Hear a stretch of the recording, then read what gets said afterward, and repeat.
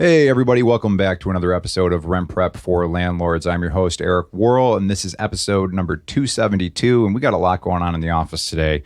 We have a couple guests, actually 3 guests. So the guests of honor here are Alex and Will Severin of Offer Advantage and Severin Development, and they're going to be talking to us about a whole slew of real estate investments that they have going on.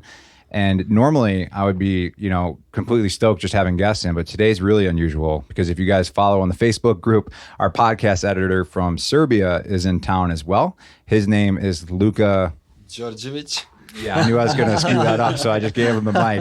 But I'm going to let him run into the intro and kind of do your thing. I kind of stole most of it from you, but you know what? Why don't you just say hi? Tell us a little about where you're from.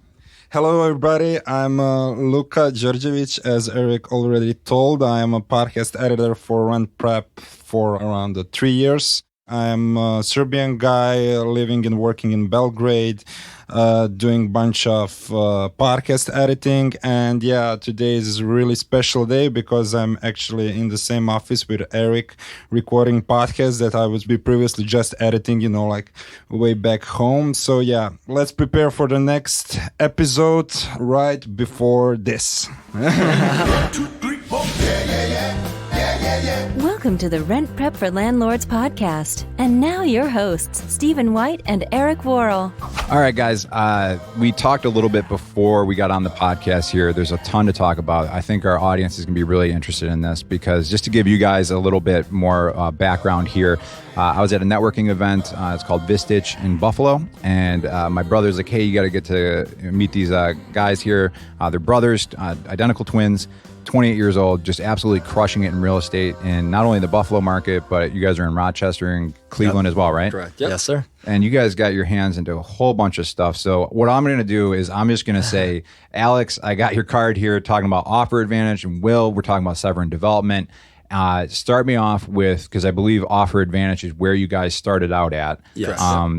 Alex, I'll start with you and we'll kind of just toggle. Tell us about what Offer Advantage is and how, you know what? Why don't we give our audience an idea? What does your portfolio look like right now? What are you guys doing right now? And then we can kind of go back to the beginning.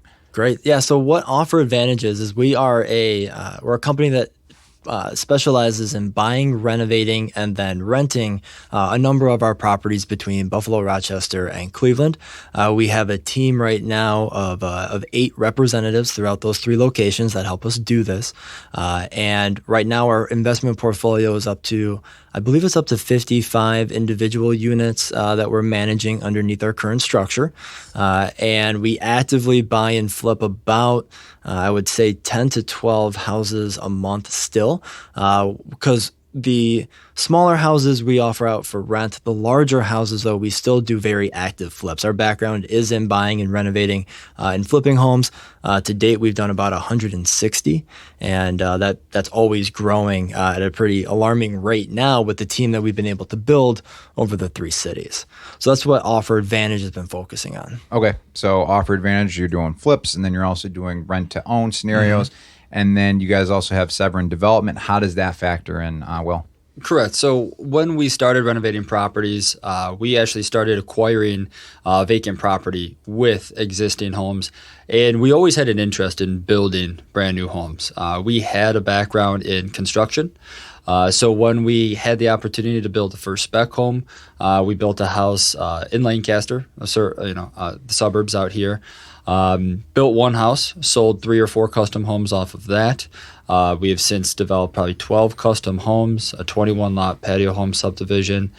We build some income units. And more recently, what we've been doing is actually building single-family homes for the Offer Advantage rent-to-own program.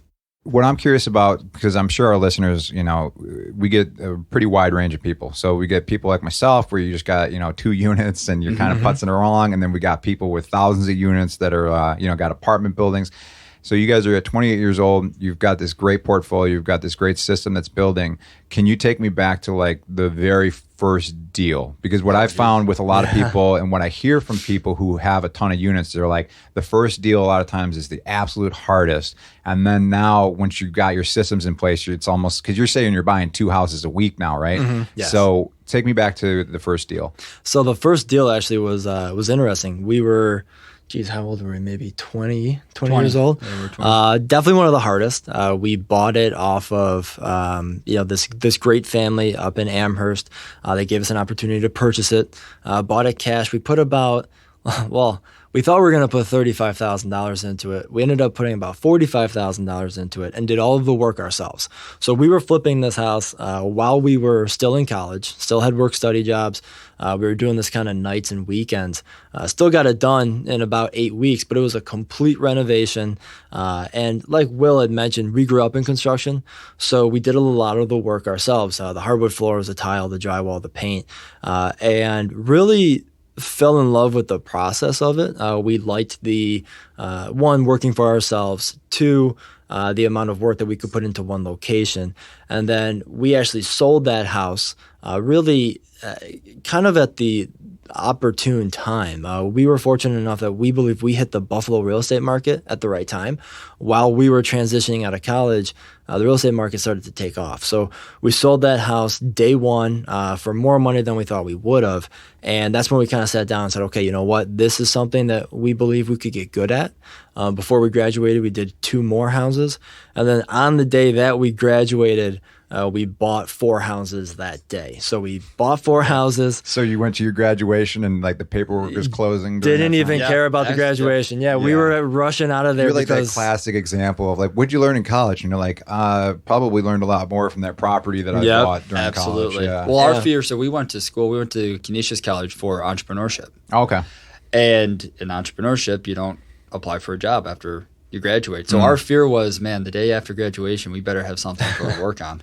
And luckily, we had a number of properties. Yeah, and that's what we went to work, and that's what we designed our business around. Because I believe everybody is selfish in their own way, right? People start talking and then you just think about, how does this apply to me? Yeah, absolutely. So I'm thinking about you guys in college and the maturity level that I was at 20 years old, which anybody who knows me was not very high. And then on top of that, I'm trying to imagine if I worked with one of my brothers on a project like that. How did that go? Like at that age, working with each other? We've always worked together. Even prior to renovating houses, we had our own landscaping company. We were doing home improvements for other people. So we credit a lot of our success to the fact that there are 2 of us. We do know what each other's strengths are. So I think, honestly, I'll if put it you on the wasn't, spot.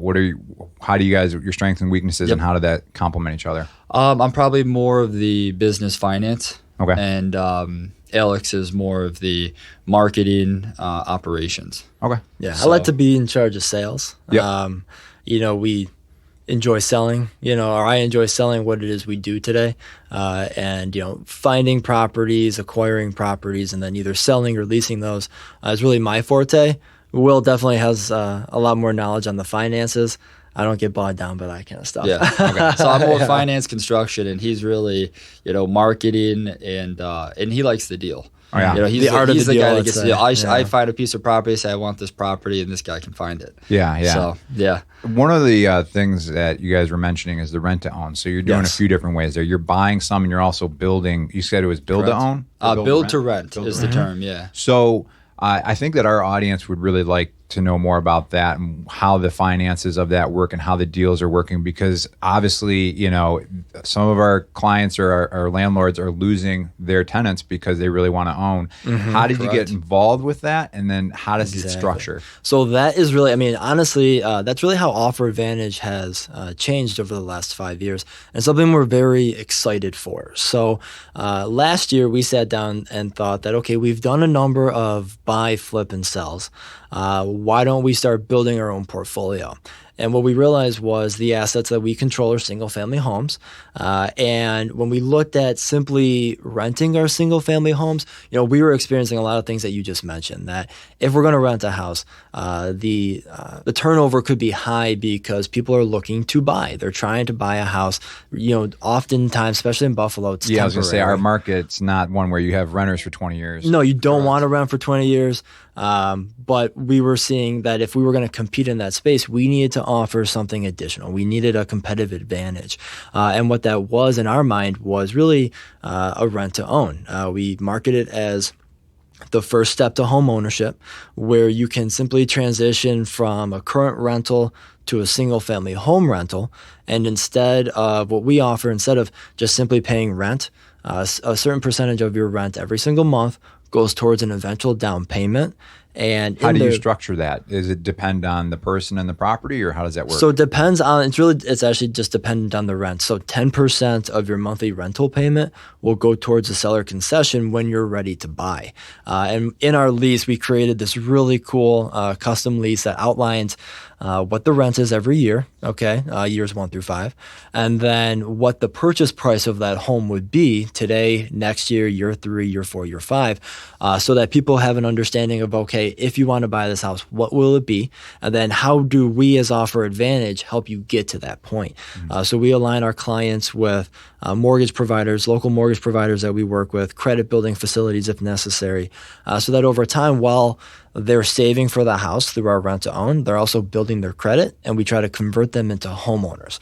And that's really the huge competitive advantage that we've seen in the single family space, is that if you're going to rent single family homes, in order to compete with other single family home renters or landlords, we wanted to provide an additional option for these people to buy the house. And we are incredibly excited with the response that we've gotten. I would imagine, because I know that we've got people that are listening in, and they've got headache tenants that are treating the property like a rental. It's got to be completely different from the way these people are treating your properties. So when we started, we originally wanted to be the guys that were building apartment complexes. There's a lot of economies of scale with building that many units, and we were always concerned that we wouldn't be able to scale it back down to the single family home based on the fact that managing multiple properties all over the suburbs could get costly. By offering the option to purchase the home, what our tenants are actually electing into doing as well is maintaining the property. And it's kind of a neat trade-off. Because they have the appreciation to gain, our prices every year 1 through 5 are set. They do appreciate 3% every year, but in Buffalo and a lot of markets, we've seen appreciation 7 or 8% in a given year. So we like to coach people and say, hey, look, if you maintain the property well, if you want to do additional investments, a lot of people are adding porches, they add decks, maybe a fenced yard. They do invest in these properties. If you continue to do that and you do it well, you get to gain the value of that appreciation. Wow. So we actually turn our tenants into owners a little earlier. And I think the mindset going into this is, oh no, it's my house. And that's how we want them to feel. It's your house. I mean, you guys are entering into an agreement to purchase this home, so take care of it.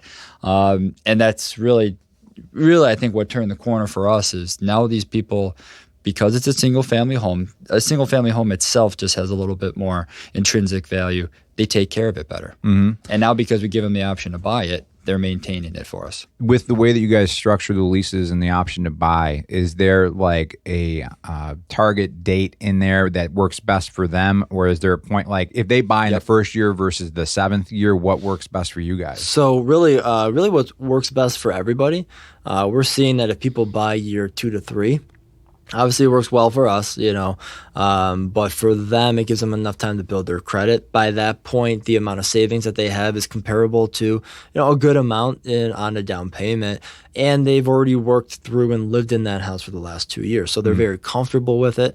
So we see that anywhere on an actual transition between 2 to 3 years is best for both parties involved, but we'll hold terms up to 5 years on renovations. And then we'll hold terms up to 7 years on what we're now offering new construction. And we are incredibly happy with the relationship that we've built with our tenants. I'm sure a lot of your clientele is, familiar with that classic landlord-tenant kind of, relationship. We do not have that relationship with our clients. Our clients believe, I call them, owners. I refer to them as buyers of the home. I do not call them my tenants. They believe that, they are buying the home, and by every facet of the word, we were trying to make sure that happens. My tenants, my last name is Worrell. They call me Warlord. Warlord? They're also very good friends. So, so that shows, But I mean, we don't have any animosity between ourselves and our tenants. They truly see this as an opportunity to get to home ownership faster. And because of that, we are, I don't want to say stealing tenants, but we really are taking tenants out of other single family homes that they're renting and a lot of apartment complexes, because they can go from a monthly rate at one place to a new monthly rate in the single family home. Yeah. But the single family home is going to allow them to create some wealth to own that thing one day. And it's not all, let's say, going down the toilet. Yep. Yeah. I'm actually thinking of my own tenants right now who they are looking at moving out soon, maybe not soon, but within the next year or so. And they want to buy. Yeah, And I'm yeah. thinking of like something like this is that perfect kind of stepping stone if it works for your finances or what you're trying to do, that you don't have to take that big, kind of jump into the deep end. You can kind of walk into the shallow end of like home ownership kind of thing. And that's what I think our demographic needs. I mean, we're all young guys in here, but, kind of hand holding into home ownership, I think is going to be important for our generation. We're seeing that the main reason why this is working is because people are having a hard time getting over the hurdle of a down payment.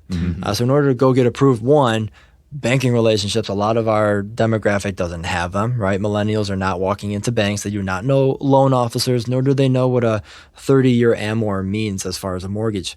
So when we tell them that you can simply rent it and then we'll help you transition into a home ownership, they almost need that helping hand, not only to save up for a down payment through our process, but then to also just simply understand what being a homeowner means. I think that was kind of lost on our generation. And I think that with the rate at which our generation is renting, adding tons of monthly expenses, right? Netflix, Spotify. Before you know it, you're spending an extra $200 or $300 a month on things. They're not able. Subscriptions are crazy. Well, everything's going to a subscription model. 'cause Well, that's what so they is want. ours. And that's really what we've seen has helped us kind of develop our clientele. Is these people, one, cannot save for a down payment, and they do not have banking relationships as other generations have established. How are you guys helping them build credit? Like what programs are you using for that? So we have a number of mortgage brokers that we work with, and a lot of the banks and brokers, they have their own programs. And essentially what it is it's brief consulting. People are able to take a look at what they owe, how it's structured, and it's really just simple advice. Pay this one first, pay this one at this rate, and this is how your credit will build over 2 years. Or, get rid of this, let's restructure this note, and then we can start, getting you back to a normal credit rate in 2 years. It's really more maintenance and repair, but a lot of people, they just don't know which bills to pay first. Yeah. And we also have some affiliate relationships. Hunt Real Estate, locally here in Buffalo and Rochester, they've always been huge advocates of the Offer Advantage program. We work with a number of their agents currently, but we also push our clients to go through their first-time homebuyer program, which again is interesting. A lot of people believe that some of these first-time homebuyers are early or late 20s, early 30s. We're seeing that a lot of our clientele is later 30s, early 40s, and those people, aren't targeted for first-time homebuyer programs, even though that's what they need. So we do push a lot of our clients towards some of those programs offered at Hunt Real Estate as well. What are they getting as far as like by going through that program through Hunt? Are they getting some extra money towards the down payment, or how's that work? So there are grant programs that Hunt allows them or helps them apply for. It's individual. But there are a few different things that allow them to obviously add to their down payment. And then if you've looked into first-time homebuyer programs, a lot of them are forced savings accounts. So I know that the one locally, I believe it's just the standard Erie County first-time homebuyer program. It's really just a forced savings account. Okay. And it's they try to find ways in your budget to help you save towards a down payment. Okay. So that's really a lot of the legwork that goes into it. And I feel like when I was talking to you guys at that networking event, that you had mentioned something about that you help them report their rent payments to the credit bureaus too. Yeah, so we use TransUnion and Experian. Okay. And they usually, because that's where we currently process a lot of our payments through, and they will report increases to their credit score. And then we also provide for any of our clients going for a refinance. We're not shy. We'll go to the bank and help them apply. We'll show them however many years of previous payments that they've always paid on time. We provide obviously the contract for the purchase, and then explain who these people are and how they've worked with us for a number of years to kind of help build a credit profile for them at the bank. Okay, very cool. So we've talked about a bunch of different stuff because you guys you're in a bunch of different places with this. Take me through, like, so we talked about your first deal. We talked about where you're at now, how your program is structured.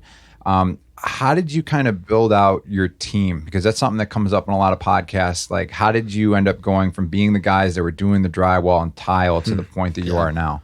Probably one of the hardest parts was building the team. So, I mean, I mentioned that after graduation, right, we purchased a number of homes, more homes than even the two of us could be on site at the same time. So, what's the first thing you do? You call your best friend. We called our best friend. His name's Charles Mendolera. He actually was going for criminal justice. And we thought, great, we need you to manage contractors. It's a pretty easy step. It's pretty much the same thing. Yeah, pretty much the same thing. So we called him, and we moved into a small house. Worked out of that house. It was a 3-bedroom, 1-bath ranch. The conference table was in the living room, and we lived, 20 feet away. It kind of just grew our business out of that. From there, had to grind it out. Mm-hmm. We built a good team of subcontractors that we eventually put on payroll. So while we were doing that, we were buying our on-site manpower. Will did an excellent job of raising private money from local investors through our network at Canisius College. So we started pulling in private investors and more business mentors.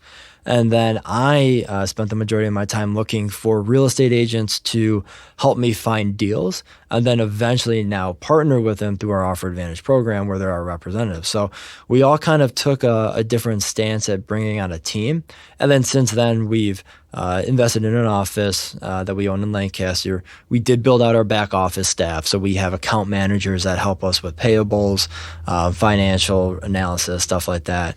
That now we're in a good spot to continue to expand because of the back office support. But that was probably one of the hardest things that we had to do, especially being very young at the time, was convincing people to work with us and then work for us in a very short period of time. Yeah. Did you find that working with subcontractors and then pulling them in was a good way to do it? Because I'd imagine you're not fully committing to them, but you get to see how they work and see who's good and who isn't. Absolutely. Yeah, it was the best test. Yeah. We identified a few of the crews that were showing up on time. They took a more active role in really bringing materials for the project, being on time, meeting our budgets. They understood what things cost.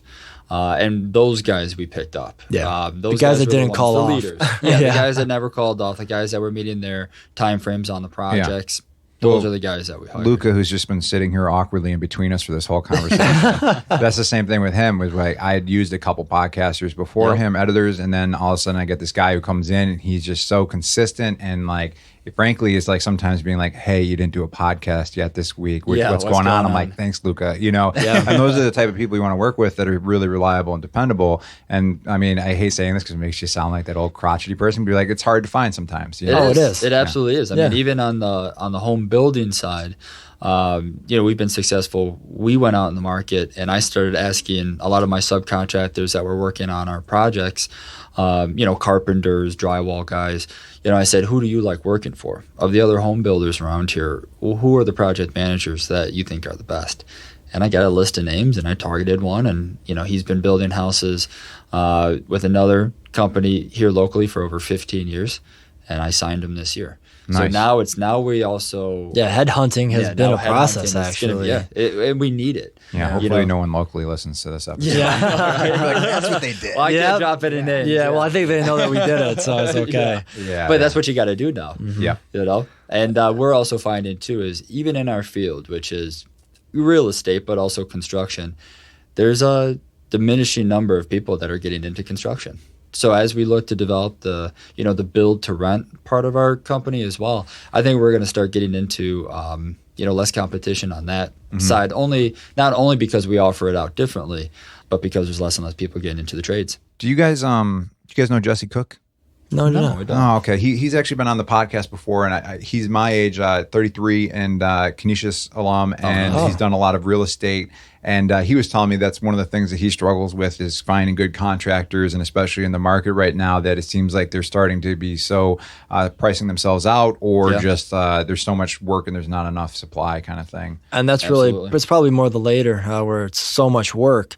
that the guys who are in it are starting to be able to name their price. You know, and that's really what's, you know, between lack of housing supply and increased labor expenses. That's really what's driving prices on single family homes up, you know, and it's breaching standard affordability. I mean, you know, we're, you know, in the Buffalo market, we've always been deemed as somewhat affordable, given, you know, we're not selling $500,000 ranches like they do in California. But affordability, in our opinion, It's all relative, yeah. is all relative, and it's going to be the next somewhat of the, you know, the crisis that we're going to see, which is why we've revamped our entire systems to start offering our houses a different way, so that they are more, in a sense, affordable. So we got about 5 minutes on the episode. What I'd like to do is kind of close up.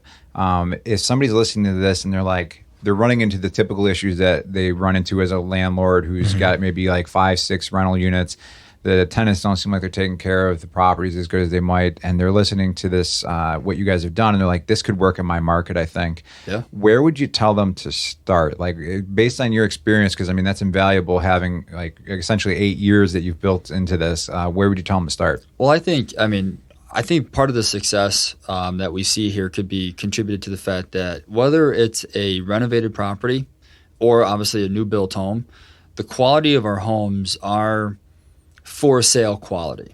We don't finish a house to rent it. We finish a house to sell it. We just extend that sale over our lease option. So I think what's most important, and I guess our first step of advice would be, invest in the home as if you were to sell it, because when you go out to offer what we offer, which is our rent to own, we are selling that house.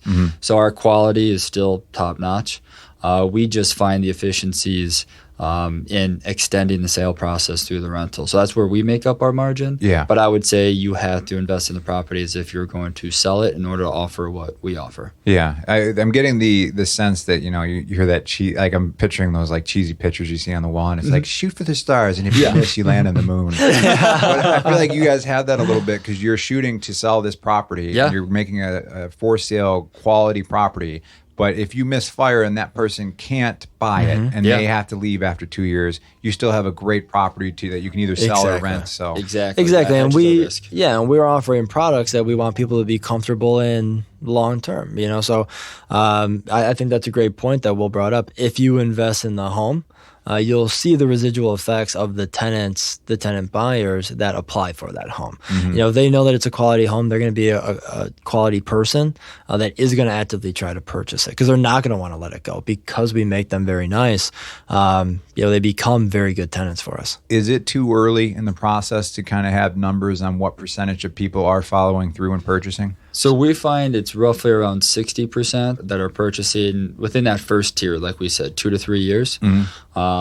But it's only been 2 or 3 years. So we'd like to see, you know, do we pick up a few more buyers year 4 or 5? I do believe what we're going to find, however, is that time frame will get stretched. I think people lose. I mean, we all do it. I mean, you look up and it's already been a year. I think what's really going on is not their inability to purchase the home, but what we're finding is a lot of people are so specialized in what they do. A lot of people are working a lot more than they used to. They're not focusing on coming home and then trying to, on top of that, refinance their home. So it's not an affordability once they're in it. I think it's just a timing thing. So I think as we continue to progress, right now we're experiencing about 60%. But again, we're still in the middle of a few terms. I think that would probably go up to about 75 to 80%. And then that other remaining balance that doesn't buy, I think it's going to be individual to their situation.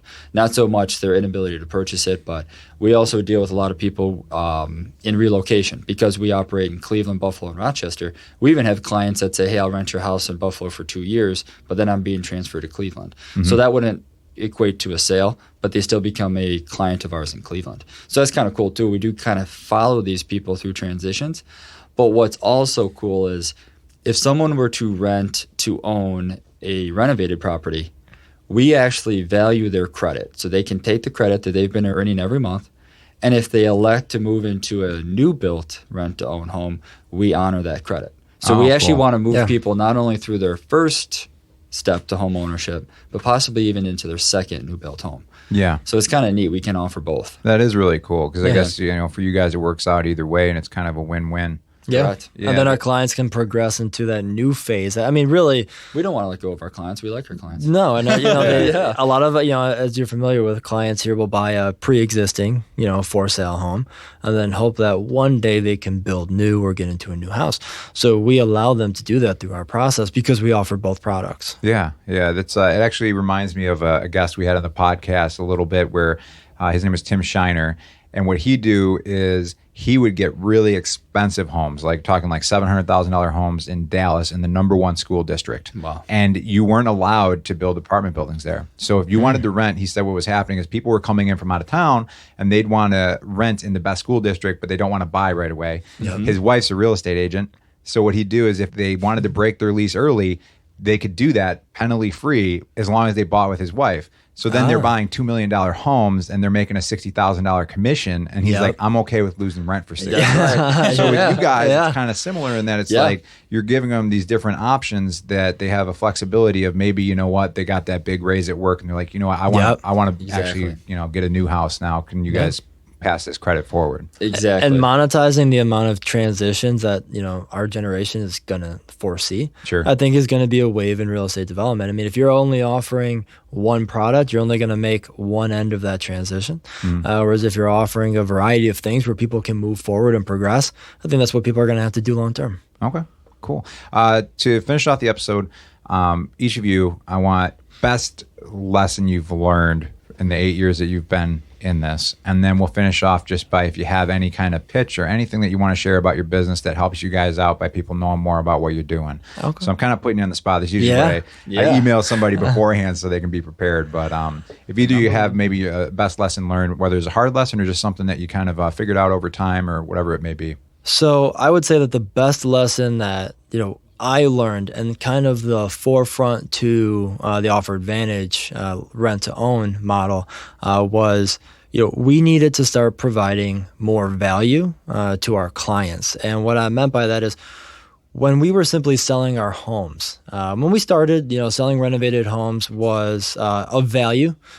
They weren't widely offered, but as people got into that space, as flipping houses became more popular with HGTV and things like that, more people started offering it and almost cheapening, the model of flipping a house. So what I learned is that, really the forefront of this entire idea was it's not enough just to offer the house anymore. You have to offer a path into the ownership of that house to a clientele that has been underserviced. And the amount of value that we've been able to provide through that service has really resonated well with us, to where it changed my entire perspective on not only what we currently do, but like I said, the whole landlord-tenant relationship that I never really wanted to get involved in. I kind of changed that relationship before we got involved in it. And I think that was definitely one of the top things that we learned this year was in order to continue to grow and provide value, we had to provide a new way of accessing what it is we were already selling. Yeah, and I don't know if you mentioned it on the podcast. I know you mentioned it before we were talking, but you're not really a landlord-tenant relationship. You're a landlord-owner relationship. Exactly. Right. Yeah. Exactly. And we appreciate that relationship. Our tenants love it. Like I said, we call them tenant buyers, and they're excited that they know that they can buy that house from us, and we're excited that they want to buy it. All right. Yeah, Will, what would you say? I guess the number one thing that I guess I had learned, and I'll use some construction terms, set a good foundation. In new construction, if your foundation is wrong, the whole house is never going to come together. And I think what we've been able to do is not only focus in on what we know, which is single family homes, but we set a good foundation in doing so. I think the way that our tenant landlord agreement, like Alex had mentioned, is set up with our leases, with the way that we renovate or build quality products. I think we do a good job of setting ourselves up for success right from the get-go. And I think our tenants are appreciating that. And I think that's really what's going to help us expand. Yeah. So as far as like helping you guys out, if somebody's listening to this and they're just an investor or something like that too, is this something that you have investors that kind of pool together, or how does that work? So like Alex had mentioned earlier in the podcast, I had focused primarily once we graduated school on raising private capital. So now what we do is we build portfolios of our single family properties, and we do invest with an equity fund. So we created an equity fund. Investors do have the opportunity to invest with us to make a return on our single family homes. And then when they eventually sell, we split with our investors now. Okay. So it's actually a very unique, I shouldn't say it's unique. It's similar to a REIT, real estate investment trust. We just do it on single family home portfolios. With the intention of selling within typically 3 to 5 years. 3 to 5 years. Yeah. So that's kind of cool. So do the investors get a little bit of return just because it's automatically you're getting the rent, but then you get the big return kind of when it's selling? Exactly. So it's 6% current. It's a true 6%. We pass the depreciation of our homes on to our equity partners.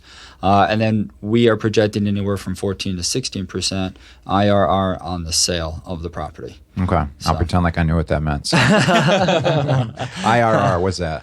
Internal rate of return. Okay. I've heard that before. So. Right.